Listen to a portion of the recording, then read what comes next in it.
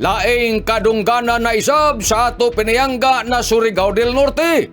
Ilayom sa kusganong liderato ni Provincial Governor Lyndon Barbers ang kagamhanan ng lalawigan sa Surigao del Norte mapasigarbuhong mupasibaw na isab nga kita nakaangkon ng Bronze Award ng Disability Inclusive Governance Excellence Award 2026. Si Provincial Governor Lyndon Barbers malipajon na miingon lain nasab ni ini ang kadunggana na atong lalawigan gumika ni ining atong naangkon na pasidungog nga naga-highlights ng province's commitment to inclusive, responsive, sa non-people-centered governance para sa kasiguruhan na wayay mga Surigaonon mabidyaan ubo sa ija administrasyon. Laong ni Governor Barbers kudos ngadto sa ato Provincial Social Welfare and Development Office kon PSWDO na tagapanguyuan ni Ms. Lorena L. Selbusa OIC sa ija paspas na pag-implementar ng programa sa tinguha na ma-uplift sanan ma-empower ang ato person with disabilities pinagi sa accessible and equitable services.